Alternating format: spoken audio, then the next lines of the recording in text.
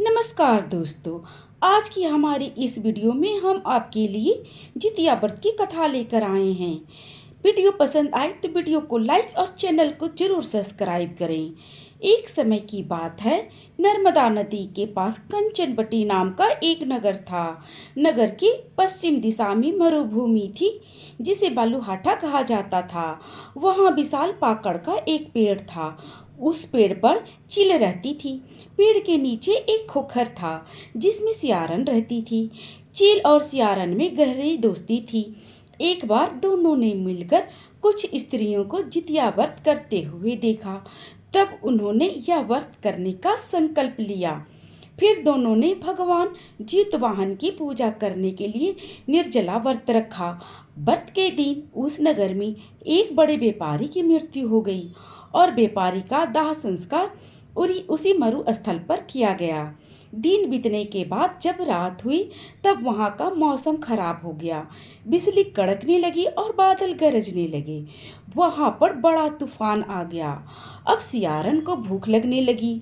मुर्दा देखकर वह खुद को रोक ना पाई और उसने व्यापारी के शरीर को खा लिया और उसका व्रत टूट गया। पर चिल ने संयम रखा और नियम व श्रद्धा से अगले दिन व्रत का पारण किया। फिर अगले जन्म में दोनों सहेलियों ने एक ब्राह्मण के परिवार में दो पुत्रियों के रूप में जन्म लिया। चील बड़ी बहन बनी, उसका नाम शीलावती रखा गया। शीलावती की शादी बुद्धिसेन के साथ हुई। सियारन छोटी बहन के रूप में जन्मी और उसका नाम कपूरावती रखा गया। उसकी शादी नगर के राजा मलाई केतु के साथ हुई। अब कपूरावती कंचनवटी नगर की रानी बन गई। भगवान जितवाहन के आशीर्वाद से शीलावती के 7 पुत्र हुए, पर कपूरावती के बच्चे जन्म लेते ही मर जाते थे। कुछ समय बाद शीलावती के 7 पुत्र बड़े हो गए। सभी राजा के दरबार में काम करने लगे। कपूरावती के मन में उन्हें देखकर ईर्ष्या की भावना आ गई और उसने राजा से कहकर शीलावती के सभी पुत्रों के सर कटवा दिए और उन्हें 7 नए बर्तन मंगवाकर उनमें रख दिया और लाल कपड़े से ढककर शीलावती के पास भिजवा दिया। यह देखकर भगवान जितवाहन ने मिट्टी से 7 भाइयों के सिर बनाए और सभी के सिर को उनके धड़ से जोड़कर उन पर अमृत छिड़क दिया, जिससे सभी में जान आ गई और शीलावती के 7 पुत्र जिंदा हो गए और अपने घर को लौट आए। जो कटे हुए सर रानी ने भेजे थे वह फल बन गए। दूसरी ओर रानी कपूरावती शीलावती के पुत्रों की मृत्यु का समाचार सुनने के लिए व्याकुल हो रही थी। जब बहुत देर तक कोई समाचार नहीं आया तो कपूरावती स्वयं देखने बड़ी बहन के घर चली गई। वहां सबको जिंदा और खुश देखकर वह बेहोश हो गई।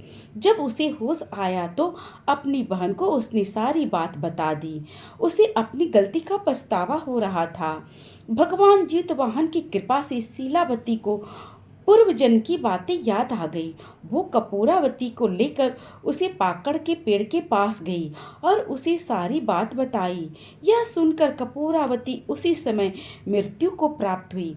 जब राजा को यह खबर मिली तो उसने उसी जगह पर पाकड़ के पेड़ के नीचे कपूरावती का दाह संस्कार कर दिया।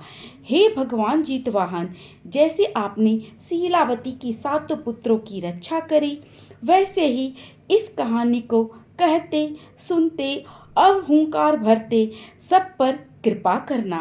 कथा पसंद आई हो तो वीडियो को लाइक और चैनल को सब्सक्राइब करें और इस वीडियो को ज़्यादा से ज़्यादा शेयर करें। राधे राधे।